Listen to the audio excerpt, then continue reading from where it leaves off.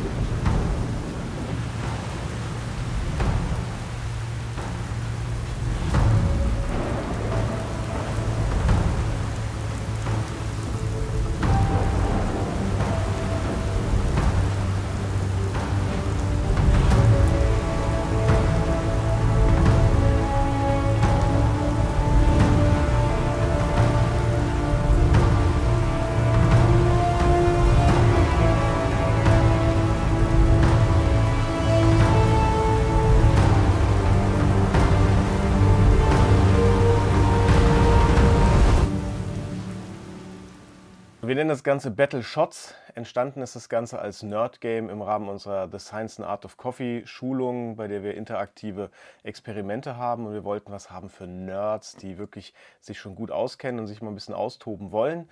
Und die Idee war, warum nicht einfach Schiffe versenken spielen auf dem Brew Control Chart. Wir haben das Ganze mal ausprobiert und haben sehr lange entwickelt, bis wir so ein ausbalanciertes Spiel hatten. Und jetzt wollen wir es euch geben, dass ihr das draußen auch mal spielen könnt. Das Ganze ist was für Fortgeschrittene. Wir werden nochmal ein Folgevideo machen, in dem wir die Hintergründe ein bisschen erklären, die Strategien, wie ihr die Shots in die eine oder andere Richtung entwickeln könnt. Da gehen wir jetzt nicht so in der Tiefe drauf ein hier. Grundsätzlich könnt ihr mit allen Parametern spielen, die euch die Maschine zur Verfügung stellt und die Mühle. Aber gehen wir es einfach mal der Reihe nach durch, was ihr braucht. Am Anfang ganz klar braucht ihr eine Waage und ein Refraktometer. Ohne geht's nicht. Ihr müsst wissen, wie man den Extraktionsgrad ausrechnet. Extraktionsgrad ist das Verhältnis des Gewichts der Dosis zum Gewicht des Getränks, multipliziert mal den TDS-Wert, den ihr hier gemessen habt. Also die Stärke des Getränks wird hiermit gemessen. Das gibt euren Extraktionsgrad. Was ihr braucht, ist eine Espressomaschine. Je mehr Einstellmöglichkeiten sie euch gibt, desto besser ist das, desto feiner kontrollieren könnt ihr, wo die Schüsse landen, die ihr abgeben wollt. Ihr braucht 2 Mühlen, für jeden Spieler eine, ansonsten müsstet ihr permanent den Mahlgrad verstellen, was in der Regel nicht klappt. Bei dem Spiel werden grundsätzlich nur die Schüsse gezählt, also die Shots gezählt, die in die Maschine eingespannt und gebrüht werden. Jeder zählt. Ihr könnt vorher einstellen, was ihr wollt, aber sobald ihr einen Shot zieht, zählt der. Das ist euer Schuss, der wird euch abgezogen und dann ist er weg. So, deswegen 2 Mühlen, eine Maschine, Refraktometer, Waage, das ist das, was ihr braucht. Und ihr könnt auch verschiedene Kaffees verwenden. Wichtig dabei ist aber, ihr dürft keine Probeshots machen. Wenn ihr die Sorte wechselt, aus irgendwelchen Gründen, weil ihr sagt, ihr kommt damit in eine andere Region leichter rein mit einem bestimmten Kaffee, dürft ihr zwar einstellen, den Mahlgrad anfassen und ein Gefühl dafür entwickeln. Darum geht es auch, dass ihr mit dem Produkt euch beschäftigt intensiv. Ihr dürft aber keinen Shot machen. So, also ihr habt euer Equipment. Und dann schauen wir uns mal an, wie das ganze Spiel funktioniert. Das Brew Control Chart kennt ihr, hoffe ich. Ansonsten schaut es euch nochmal separat an. Ich blende euch jetzt mal ein, das Spielfeld, auf dem wir spielen. Und das ist ein reduziertes Brew Control Chart. Und das sieht aus wie dieses Raster, was ihr hier seht. Wir haben ein Spielfeld von 8×8 Feldern. Ihr seht einmal den Extraktionsgrad, der sich bewegt von 15% bis 23%.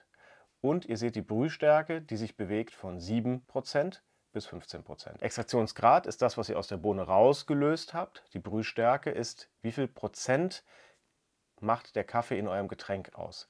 So, das eine messt ihr mit dem Refraktometer, die Brühstärke, und den Extraktionsgrad rechnet ihr aus. Oder ihr habt von VST die App auf dem Handy, wo ihr das Ganze eingeben könnt. Da geht das natürlich ein bisschen schneller. Ansonsten reicht ein Taschenrechner und die Formel und ihr könnt euch das jeweils ausrechnen. Einfacher noch mit einem kleinen Excel-Sheet. Dann habt ihr das auch als Historie dann immer da, wer welchen Schuss abgegeben hat. Wenn ihr euch das Feld jetzt anschaut, meint man, das ist relativ einfach, da Schüsse abzugeben. Ganz so einfach ist es nicht. Es gibt Bereiche, die trifft man leichter und es gibt Bereiche, die trifft man schwerer. Und deswegen gibt es Modifikatoren und die blende ich euch jetzt mal ein. So, was ihr hier sehen könnt, ist, dass jedes Feld oder im äußeren Bereich die Felder mit Nummern versehen sind, in grün und in rot. Rot bedeutet, das ist ein Feld, was sehr schwer zu treffen ist. Grün bedeutet, das ist ein Feld, das ist sehr leicht zu treffen. So, was ihr hier seht ist, es gibt rote und grüne Bereiche. Die roten Bereiche sind grundsätzlich schwieriger zu treffen, die grünen Bereiche sind leichter zu treffen. Und deswegen beeinflussen die Anzahl an Shot-Versuchen, Schüssen, die ihr für dieses Spiel habt. Beide Spieler haben ein Schiff, das 3 Felder groß ist. Das kann horizontal oder vertikal auf das Spielfeld gesetzt werden und jeder Spieler kann es frei setzen.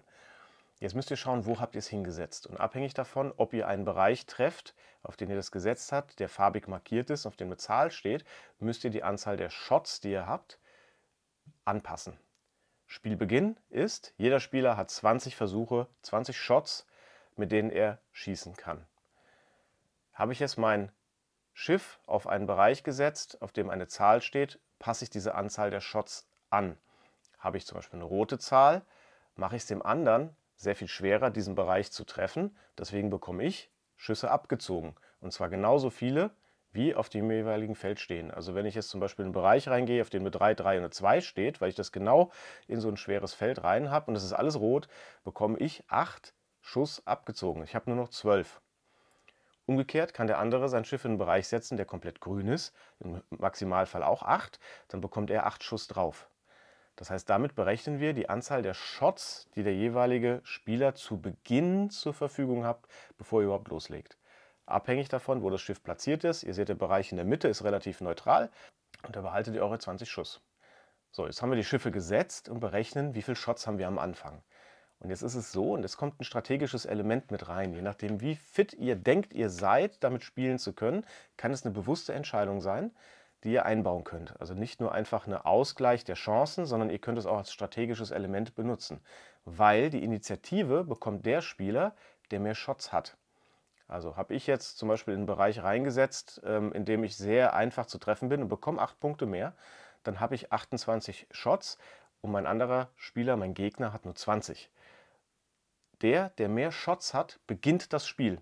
Und ich habe jetzt so viele Schüsse frei, bis ich eins unter seinen Stand gekommen bin. Also wenn er 20 hat, darf ich erstmal so viele Shots verbrauchen. Ich habe 28, ich darf bis 19 runter, also habe ich 9 Schüsse frei, bevor der andere überhaupt anfangen darf.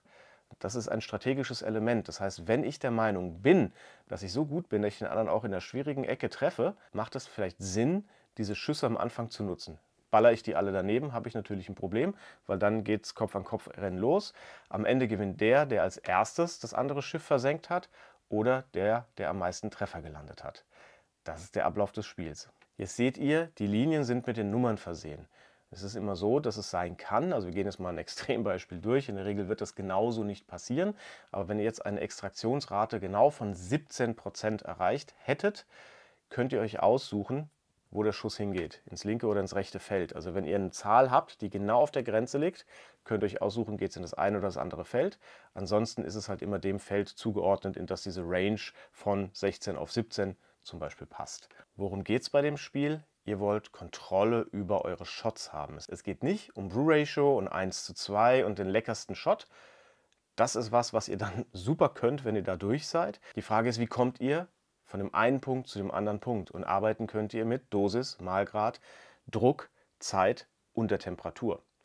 In Summe, und darum geht es eigentlich bei diesem Spiel, das nochmal zu lernen oder zu vertiefen, geht es um die Flussrate und um die Sättigung. Also wie viel Inhaltsstoffe sind in der Flüssigkeit gelöst. Die Flussrate beeinflusse ich durch all die Parameter, die ich zuvor genannt habe. Temperaturänderung ändert die Flussrate. Dosis ändert die Flussrate. Malgrad ändert die Flussrate. Zeit nicht, aber Zeit hat einen anderen Faktor. Aber die ganzen Parameter haben Wechselwirkung, gehen meistens auf die Flussrate ein. Auch die Zeit, wenn ihr kurz brüht, ist eine andere Flussrate, als wenn ihr länger brüht. Also hat alles einen Einfluss. Die Flussrate wiederum hat einen Einfluss auf die Löslichkeit oder die Sättigung, wie viel Inhaltsstoffe kann das Wasser rausholen. Und dafür kriegt ihr ein Gefühl. Worum es geht, ist ein Gefühl für das Produkt zu entwickeln und die einzelnen Parameter, wie stellt ihr was ein, welche Auswirkungen hat das auf die Löslichkeit, auf die Sättigung der Flüssigkeit, was kommt raus. Und wenn ihr das wirklich könnt, könnt ihr gezielt Schüsse setzen. Ansonsten ist es eine tolle Lernerfahrung und ihr kommt da rein. Ist etwas nerdig, wir wissen das, deswegen haben wir es als wirklich herausfordernde Aufgabe am Ende unserer Schulung eingebaut. Also es gibt immer mehrere Stufen, in denen man in ein Themengebiet reingehen kann. Und das ist, wenn man wirklich schon Extraktion, also Brew Control Chart und Extraktion in 3 oder 4 Aufgaben schon komplett durchgearbeitet hat und hat das ganze Thema Brew Ratio und andere Sachen, die ganze saubere Arbeitsweise an der Maschine. Also man kann reproduzierbare Shots erzeugen und hat das ganze Thema schon durchdrungen. Also man hat 6, 7 Aufgaben vorher erledigt, bevor man an dieses Nerd-Game Battle Shots eigentlich kommt. Also ist es wirklich was für Fortgeschrittene. Wir machen nochmal ein Video hinterher, in dem wir Strategien erklären. Jetzt erstmal viel Spaß, probiert es aus, gebt uns Feedback und vielleicht finden wir auch eine Zoom-Möglichkeit, uns mal gegenseitig herauszufordern und machen das Ganze interaktiv. Habt Spaß, schöne Weihnachten, viel Freude.